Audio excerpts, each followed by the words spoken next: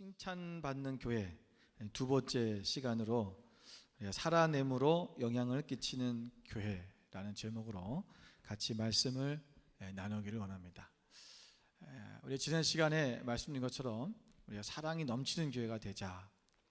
여러분, 이 땅에서 우리가 하나님 앞에 칭찬받고 또 사람 앞에도 칭찬을 받는 그런 교회가 되어야 됩니다.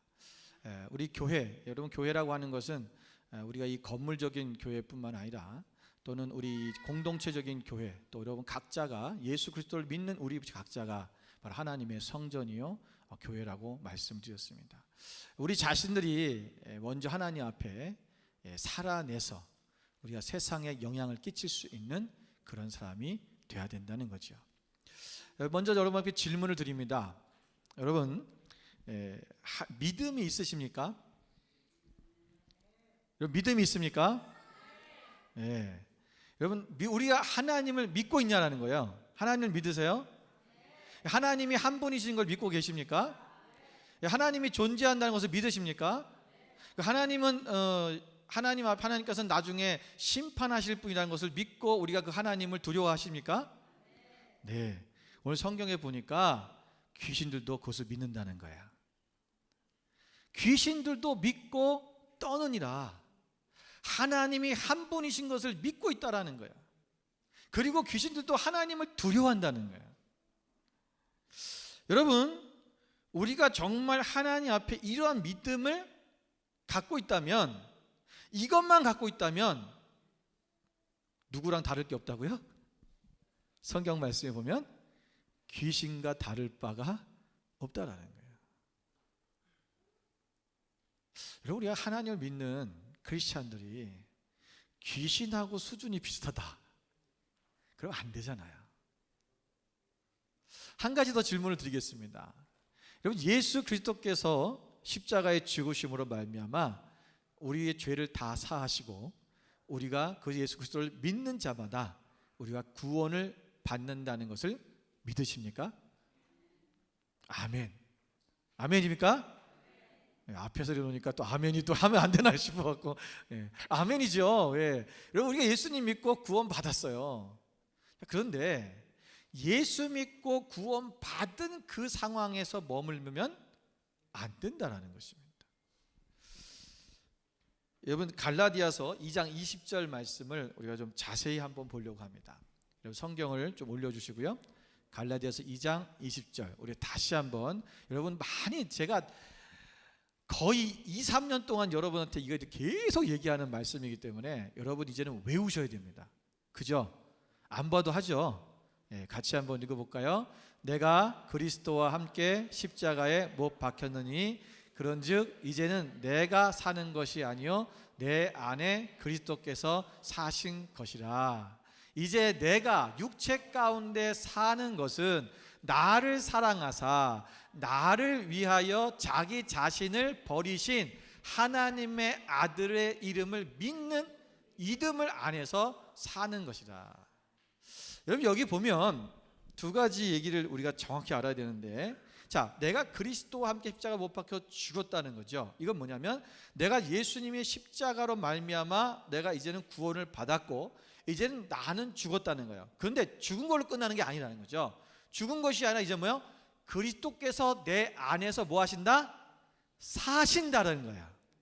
여러분, 예수님이 내 안에서 사신다는 것은 예수님으로 말미암아 예수 그리스도로 말미암아 내가 살아낸다는 거예요. 그러니까 내가 사는 것이 아니라 내 안에 예수님에서 예수님의 성품과 예수님의 사랑과 예수님의 가지신 모든 것들이 내 삶 속에서 드러나지는, 다시 말해 살아내지는 삶을 얘기하는 거죠. 후반부에도 보면 우리가 하나님의 아들을 믿는 믿음 안에서 사는 것이라 라고 말씀하고 있어요. 내가 믿음이라고 하는 것은 뭐냐면 그냥 믿는다, 내가 예수 그리스도께서 나를 위해 십자가에 죽으셨어, 내가 구원 받았어 라고 하는 그 믿음 안에 머무는 것이 아니라 이제는 그 믿음 안에서 뭐 한다? 사는 거라는 거예요.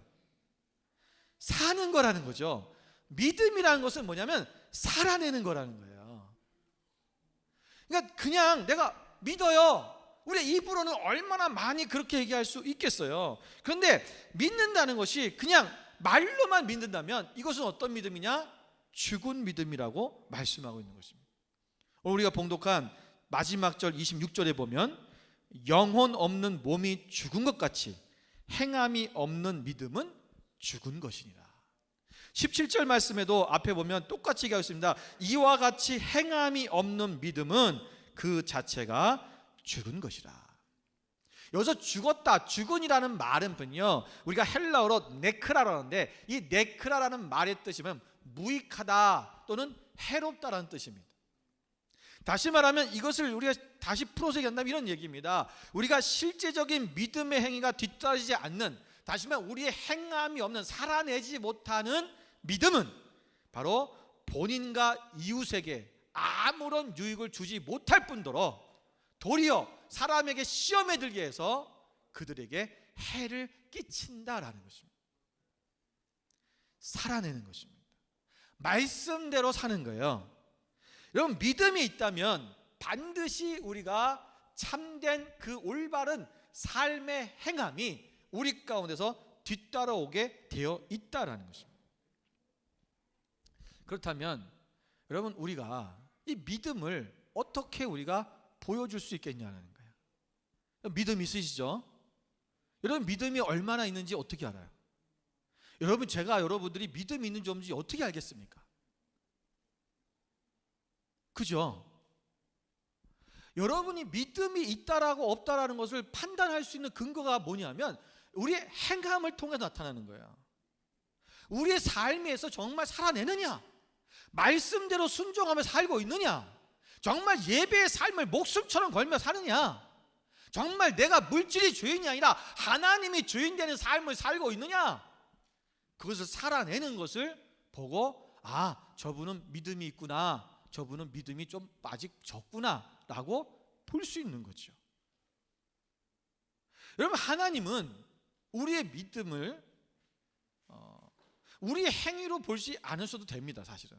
왜냐하면 하나님은 우리의 중심을 보실 줄 아는 분이기 때문에 그래요. 그러니까 우리 중심에 저게 믿음이 없는지 하나님이 아셔요, 몰라요? 아셔요. 그런데 문제는 뭐냐면 사람들이 모른다는 거예요. 왜 사람들이 모르는 게 중요하냐? 우리는 하나님 앞에서만 우리가 칭찬받는 사람이 돼서는 안 된다고 말씀드렸어요. 사람들에게도 우리가 믿음으로서 칭찬을 받아야 될 이유가 뭐냐면 우리에 통해서 하나님이 드러나져야 되기 때문에 그런 거죠. 하나님이 나타나져야 되는 거죠. 여러분, 세상의 사람들은, 믿지 않는 사람들은 하나님을 몰라요. 누굴 통해서 아냐면은 우리를 통해서 아는 거예요.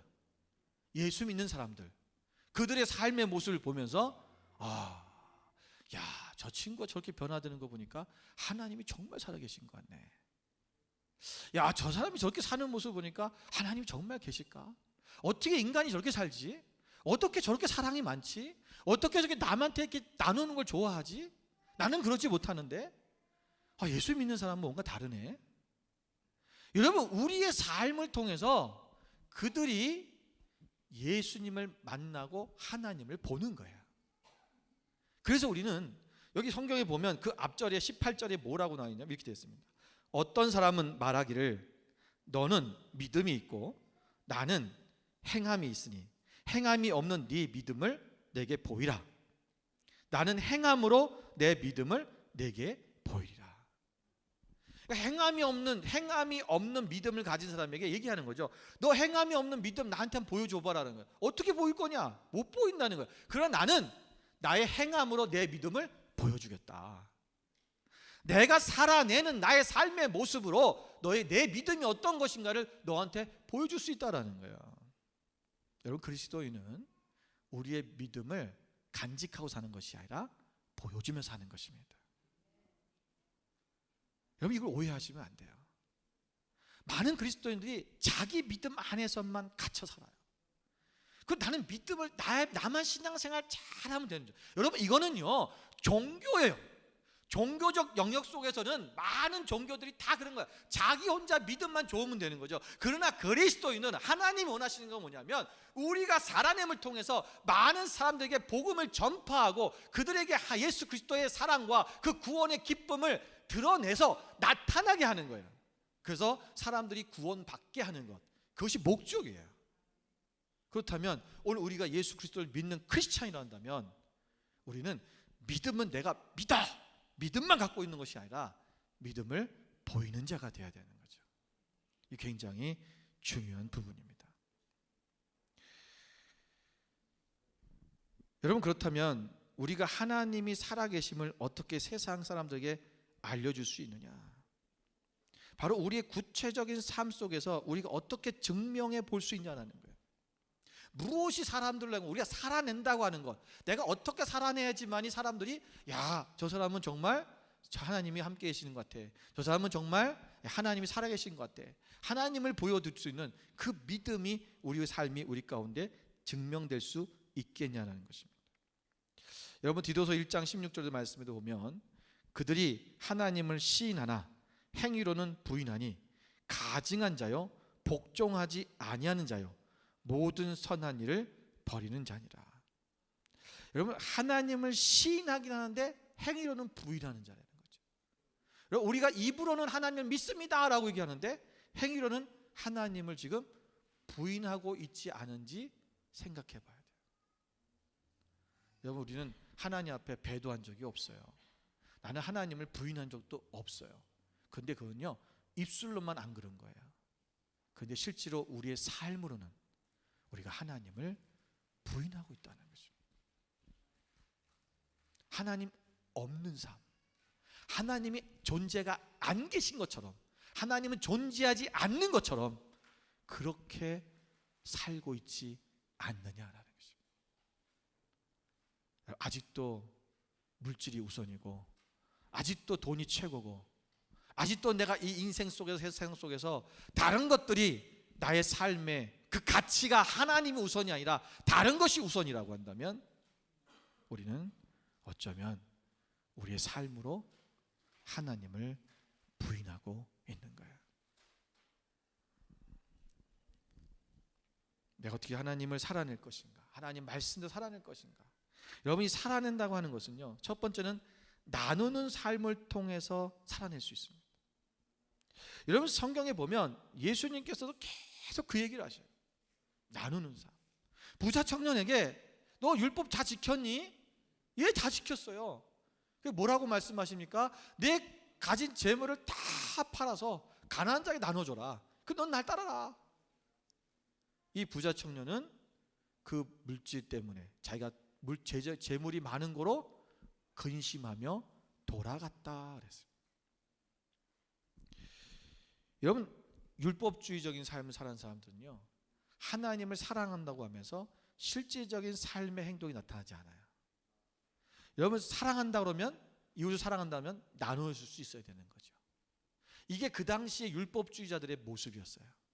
그러니까 예수님이 오셔서 제일 그들에게 하셨던 말씀은 율법주의자들, 율법적, 다음에 종교적인 그런 신앙생활하는 사람들에게 제일 먼저 하나님 말씀하신 게 나누라는 거예요. 가난한 자들 도우라고, 과부와 고아들을 보살피고, 여러분 그런 이야기를 계속 하시는 거예요. 사도 바울도 마찬가지고, 여러분 야고보도 마찬가지예요.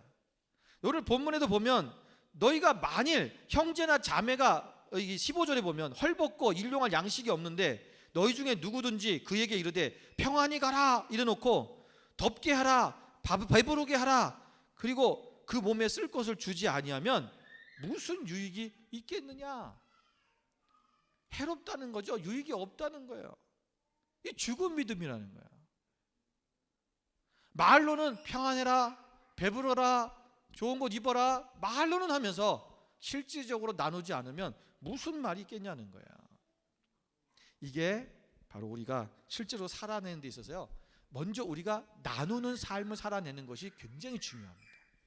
그래서 여러분, 교회에서 OK 마켓도 운영하고, 또 여러분 우리가 홈리스 사역도 하고, 우리가 자꾸 나눔의 사역들을 하려는 이유가 뭐냐면, 우리가 실제적으로 여러분이 그것이 헌신돼서 할 때, 여러분들이 가지고 있는 것들을 투자하고 나눌 때 우리 안에 실제적인 삶의 변화가 일어나기 시작해요.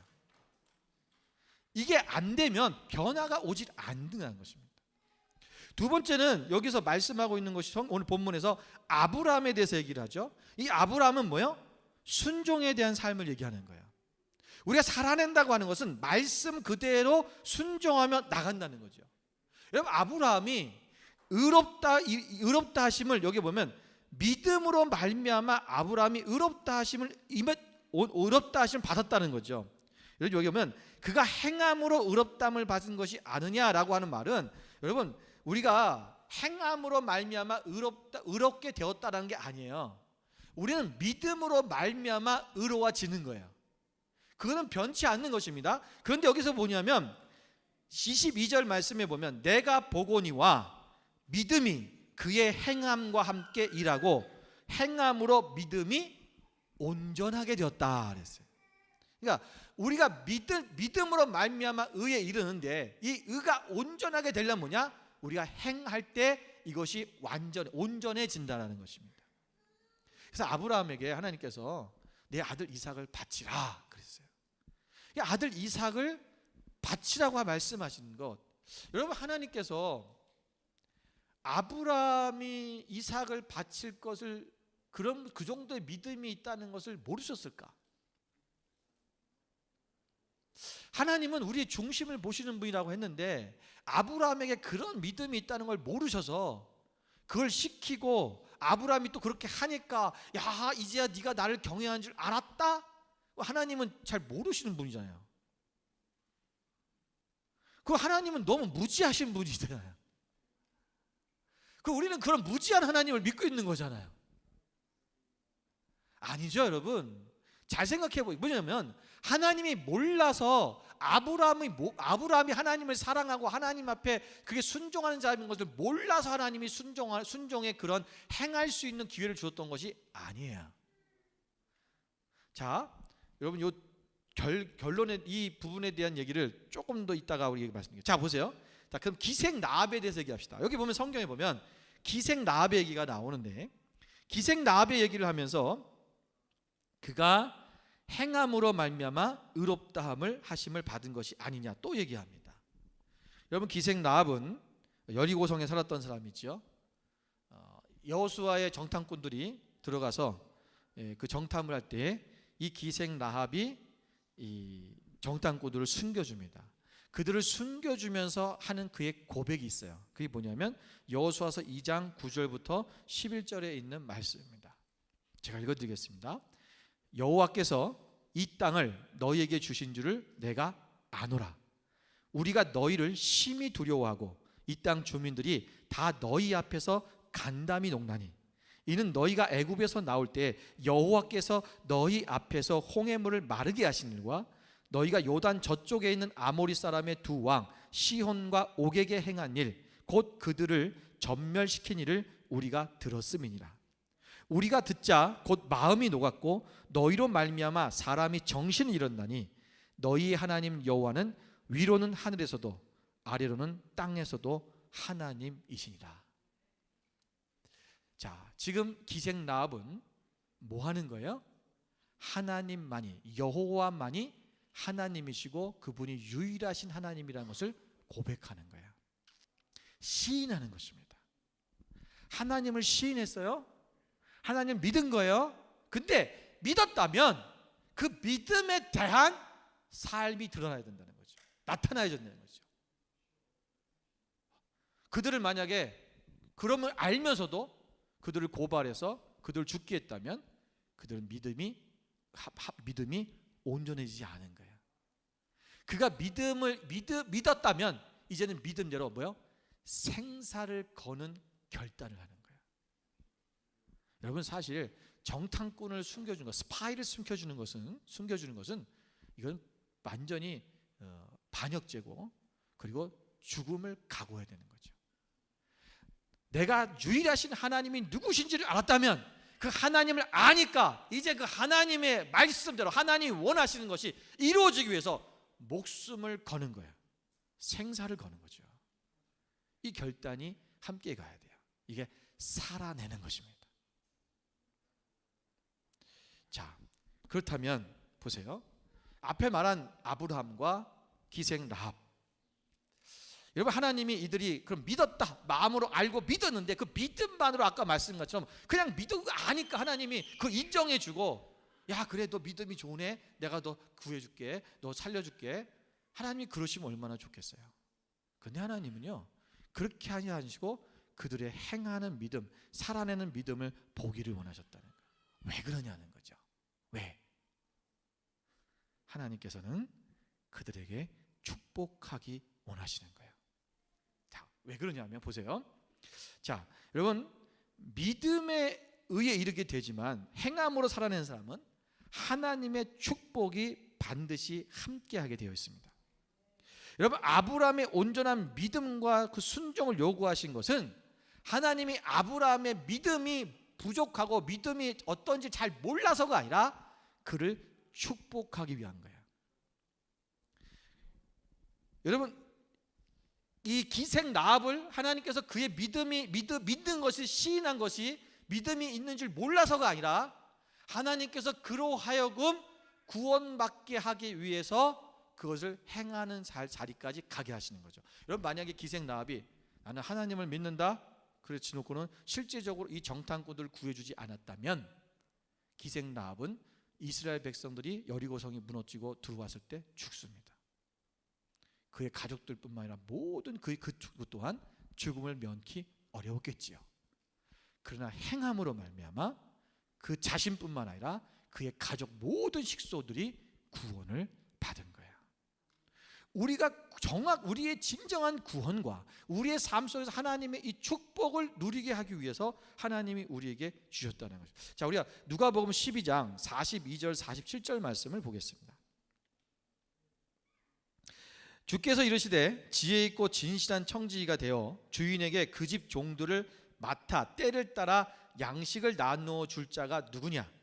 주인이 이를 때에 그 종이 그렇게 하는 것을 보면 그 종은 복이 있으리로다. 내가 참으로 너희에게 이르노니 주인이 그 모든 소유를 그에게 맡기리라. 만일 그 종이 마음에 생각하기를 주인이 더디 오리라 하여 남녀 종들을 때리며 먹고 마시고 취하게 되면 생각하지 않은 날 알지 못하는 시각에 그 종의 주인이 이르러 엄히 때리고 신실하지 아니한 자의 받는 벌에 처하리니 주인의 뜻을 알고도 준비하지 아니하고 그 뜻대로 행하지 아니한 종은 많이 맞을 것이요. 자, 여러분, 여기서 두 종이 나옵니다. 한 종은 주인이 원하는 것을 알고 그 뜻대로 행했다는 것입니다. 그래서 그 때를 따라서 양식을 종들에게 나눠줬어요. 이 한 청지기는 그 주인이 원하는 뜻대로 실제로 행한 거예요. 행하고 나니까 어떻게 했습니까?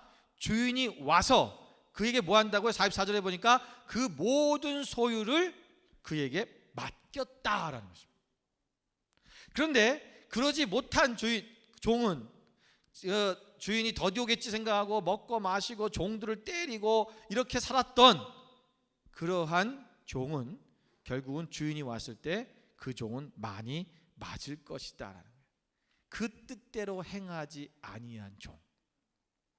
여러분, 하나님의 뜻대로 행한 종은요, 하나님께서 보면 소유를 다 맡기신다. 왜 그런지 아세요?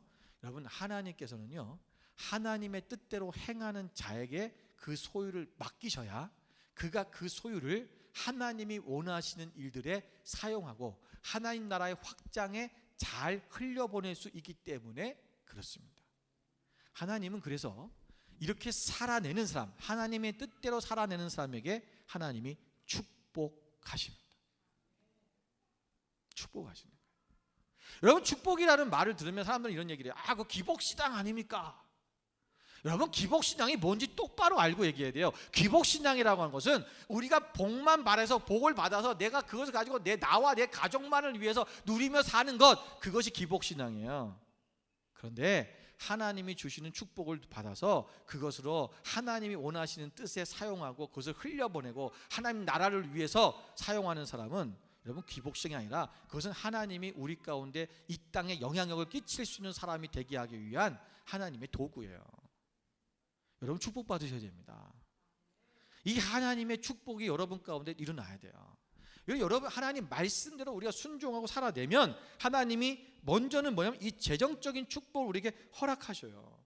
내가 소유를 너에게 다 맡기겠다. 이거는 소유라고 하는 것은요, 여러분, 물질뿐만이 아니에요. 모든 것을 품드는 거예요. 세상의 모든 것들을 다 맡겨주시겠다. 여러분, 하나님께 지혜도 주시고요, 하나님께 건강도 주시고요, 하나님께서 물질도 주시고요, 하나님께서 필요한 사람도 주시고요, 하나님께서 모든 것들을 허락해 주겠다는 거. 왜? 하나님 나라를 위해서 일해야 되니까. 여러분, 믿음은 영적인 축복이에요. 그렇다면 여러분, 우리가 살아내는 것은 육적인 축복을 더해 주시는 거예요. 우리가 하나님 앞에 여러분 이런 축복을 받는 삶이 우리 가운데 일어나야 돼요. 여러분, 살아낸다는 것은 여러분 말씀을 그대로 우리가 실천하는 거예요. 저희가 그 왕해제정학교를 하고 있는데, 이 왕해제정학교 1기생의 간증 하나를 제가 좀 여러분한테 읽어드리려고 합니다. 한 자매의 간증인데요, 3년 전에 쓴 겁니다. 이렇게 제가 좀 중간에는 좀 생략을 하고 필요한 부분들만, 너무 길어서 이렇게 앞에 부분과 뒷부분만 읽어드리겠습니다. 나의 부끄러운 과거를 얘기하려니 너무 미안하고 죄송스러운 마음에 벌써 눈물이 납니다. 글재주가 없어 전달이 잘 되는지 고민이지만 주님께 함께 해달라고 기도드리고 글을 올립니다. 전 술을 좋아하고 친구를 좋아하고 돈 쓰는 걸 좋아하던 사람이었으며 현재는 한 남편의 아내이자 2 자녀를 둔 엄마입니다. 한국 생활은 그야말로 방탕함 그 자체였고 지치고 힘들어서 도피성을 찾아가는 죄인처럼 호주로 왔습니다. 근데 여기라고 편하지는 않더라고요. 더 열심히 일해야 한 주 한 주 살아갈 수 있었으니까요. 전 결혼을 하지 않은 상태에서 신랑이랑 둘이 2003년에 왔습니다. 비자 없이 10년을 넘게 살면서 벌어도 힘이 들었습니다. 첫 아이 낳으면서 지기 시작한 빚이 점점 눈덩이처럼 커져갔습니다. 조그맣게 장사도 해보고 신랑도 쉬지 않고 일하는데 줄어들기는커녕 계속 빚이 늘어만 갔습니다. 달에 이자만 4,000불이 넘어가고 있었습니다. 빚이 늘어갈수록 전 미친년처럼, 이 사람 그대로 쓴 대로 제가 얘기할게요. 제가 미친년 말하는 거 아닙니다. 죄송합니다. 신랑만 잡았습니다. 이자 내야 하는 날이나 돈을 갚아야 하는 날이면 멀리 지방에 있는 신랑한테 욕하고 소리 지르고, 돈은 내가 다 빌려놓고 그야말로 악처였습니다.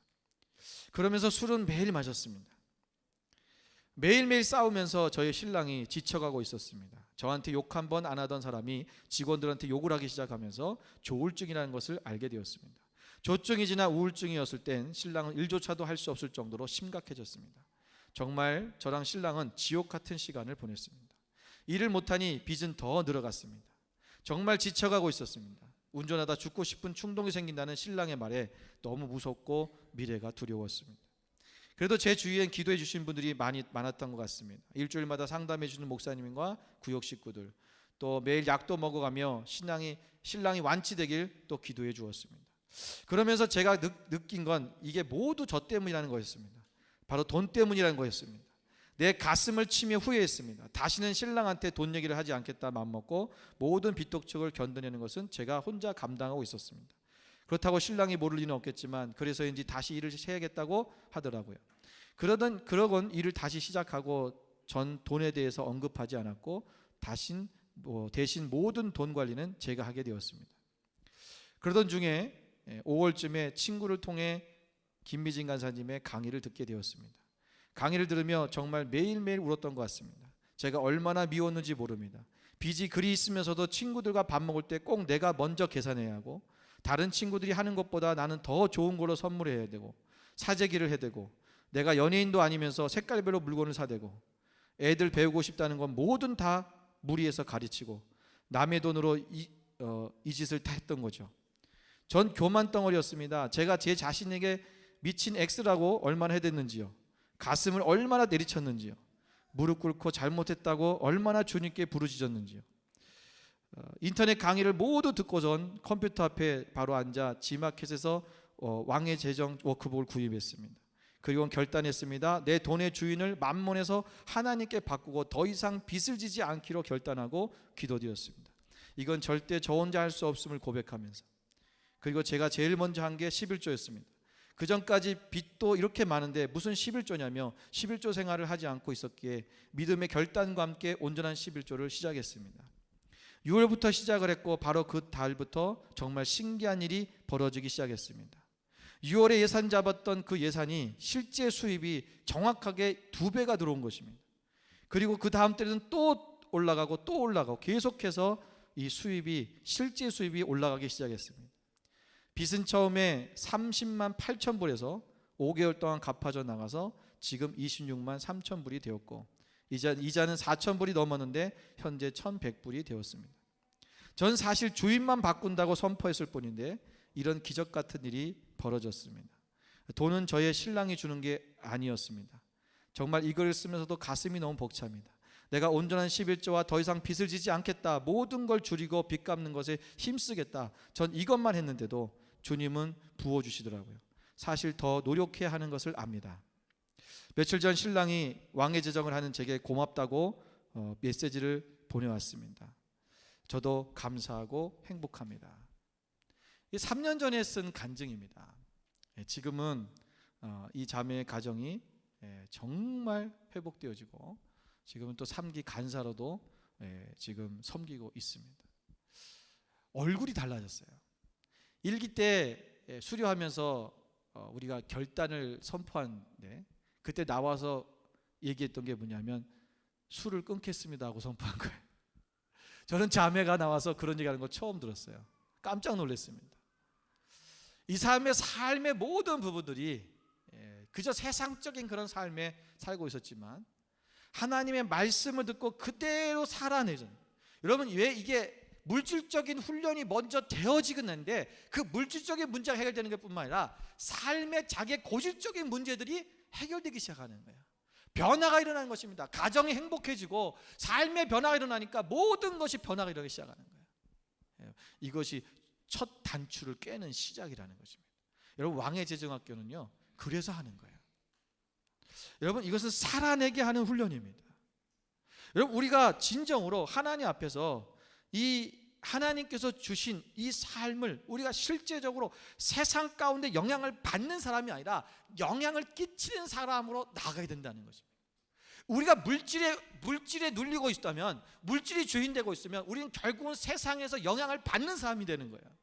그러니까 늘 그것에 눌려서 빚에 쪼들려서 날마다 물질에 눌려서 그냥 돈의 노예처럼 그렇게 살아가는 거예요. 끌려가는 거예요.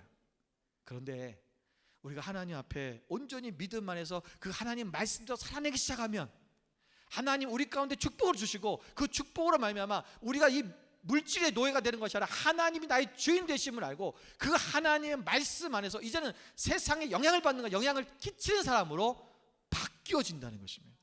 바뀌어지는 거예요.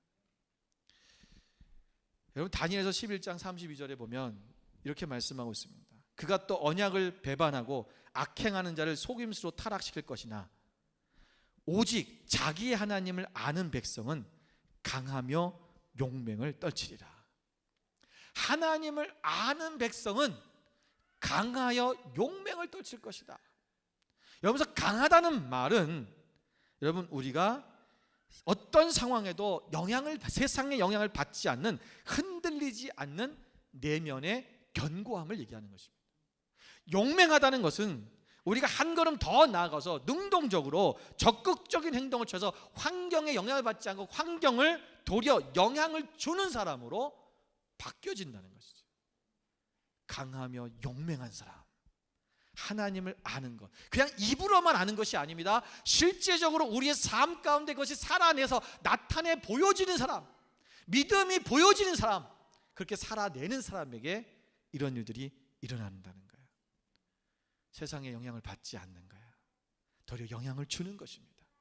오늘 우리 만나교회는 이렇게 살아냄을 통하여 우리 주변의 이웃들에게 또 이 시대의 땅에 온 열방 가운데 하나님의 놀라우신 사랑과 은혜를 그들 가운데 흘려보내는 말미암아 실제적인 영향을 끼치고 우리가 변화되는 것뿐만 아니라 그들도 변화되어서 하나님의 자녀가 되는 놀라운 역사들이 일어나게 하는 것, 그것이 세상에 영향을 끼치는 하나님의 사람들이 되는 것입니다.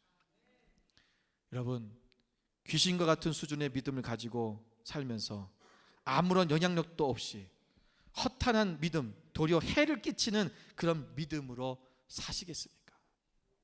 아니면 아브라함과 기생 라합과 같이 진정으로 우리가 살아냄으로 말미암아 세상에 영향을 끼치는 그러한 복의 근원의 믿음의 삶을 살 것인가? 우리는 오늘 결정해야 됩니다. 여러분, 그저 그냥 신앙생활을 그냥 그렇게 살다가 가지 마십시오. 오늘 내가 살아내자, 말씀대로 그대로 해보자. 여러분, 이것이 하나하나 해나가기 시작하면 우리의 묶였던 모든 것들이 풀어지고 막혔던 것들이 뚫리는 역사가 일어나는 거예요. 이건 여러분 훈련입니다. 여러분, 신앙은 훈련이에요. 그냥 여러분 일주일에 한 번 주일 왔다 갔다 한다고 해서 여러분의 삶이 바뀌지 않아요. 여러분의 가정이 바뀌지 않고 여러분의 인생이 바뀌지 않습니다. 우리가 변화되길 원한다면, 바뀌길 원한다면 오늘 우리가 하나님 말씀을 그대로 살아내려고 해요. 여러분, 이것이 막 생존에, 아까 말씀드렸어요, 기생나합처럼 목숨을 걸고 해야 되는 거예요. 나 이번에 이거 아니면 죽습니다. 대부분의 한 간사님, 간사로 이제 헌신하신 분인데, 제가 간사로 헌신하라 그랬어요. 근데 너무 상황이 안 좋아요. 집안 사정이 너무 안 좋고 남편은 우울증에 빠져 있고, 이분도요 지금 상황이 뭐 사업은 망했고 너무 안 좋은 상황이에요. 목사님, 저 너무 상황이 안 좋아요. 제가 이래도 간사를 해야 될까요? 하나님 기도했어요. 하나님, 참 어렵네요. 지금 어떻게 보면 여기 올 차비도 없어요. 근데 간사를 하라고 해야 될까요? 근데 하나님께서 시키라고 하더라고요. 제가 하십시오. 하나님께서 이분의 이 돌파의 은혜를 주실 것입니다. 그분이 간사 훈련을 마치고 나서 저에게 고백했어요. 목사님, 저를 불러주셔서 고맙습니다. 제가 이번엔 정말 살아낼 거예요. 저는 이번이 마지막이에요. 죽기를 각오할 거예요. 저는 그 고백의 얘기를 들으면서 너무 감사했어요. 여러분, 그런 마음이 있어야 돼요. 내가 정말 죽기를 각오하고 내가 살아내봐야지. 그냥 우리가 살아오던 방식 그대로, 그냥 시간이 흘러가는 대로, 그냥 세상이 흘러가는 대로 여러분 그렇게 사지 마십시오. 오늘 우리가 하나님 앞에 정말 내가 말씀을 읽자, 그리고 성경을 내가 오늘 통독해보겠다, 여러분의 그 말씀을 읽는 데 목숨을 거는 거예요.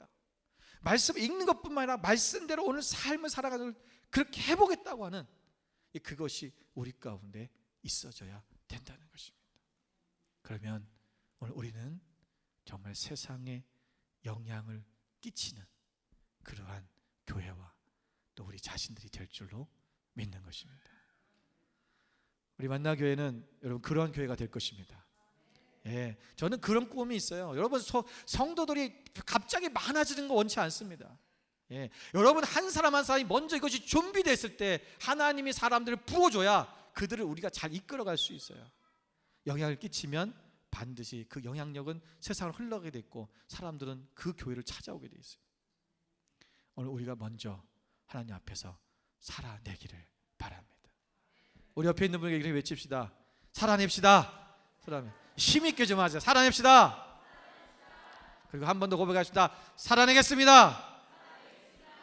네, 여러분 이 고백이 오늘 우리 가운데 있고 우리 실제가 되기를 주님으로 축원드립니다. 기도하겠습니다.